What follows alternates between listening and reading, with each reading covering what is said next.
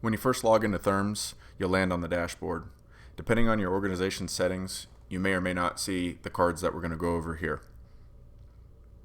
The first card that you see is an online card. This is going to be shown on all dashboards, and it's a list of any users that are connected to the Therms server.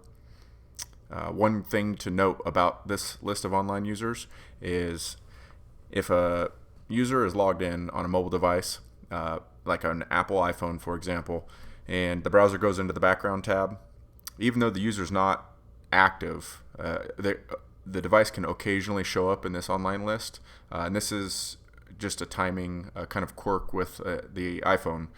Basically, the browser is waking up in the background, so this user shows two connections right now. One of them on the bottom is an iPhone connection, and the top one is the browser connection that I'm recording right now. And so I mention this just because it may be a quirk of the system. If you go, hey, why does this person have two users logged in right now? They may be in the background on a device that they're not actually using. The next card is a dispatch card. This is going to show two different lists: content, recent, and pending dispatch records. The recent list is going to be 10 records, dispatch records that were created or updated in the last 7 days. You can click on any of these dispatch cards to see more information about it. If you have the dispatch service call record type activated, you'll have and you have pending dispatch service calls, you can see this pending list. Again, you can click on this dispatch record and you can see more details about it. The reports card is a quick summary, mostly report counts and reports that are in different statuses.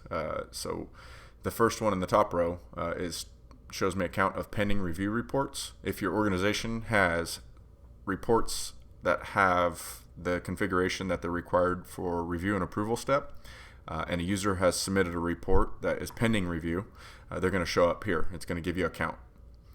The next blue row is your in-progress reports. This is the user that's currently logged in, how many in-progress reports that they actually have in progress.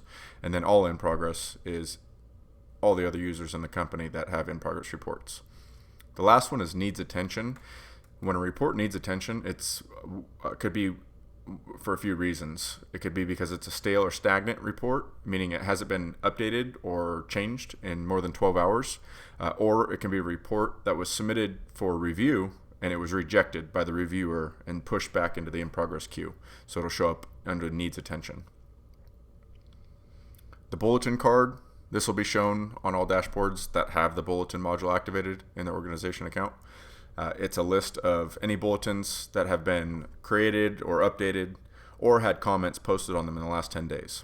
And this is going to be in descending order. You can click on a bulletin from the dashboard to go straight to it.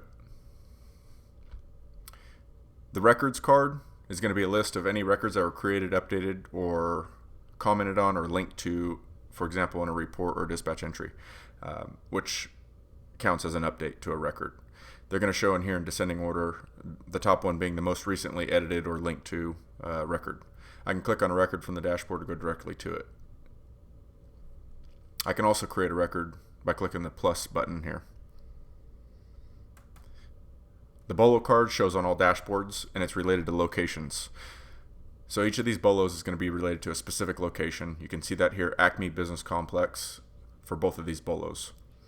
Bolos are going to be recent bolos that were created in the last 7 days, and it's going to be in descending order of any created or updated bolos.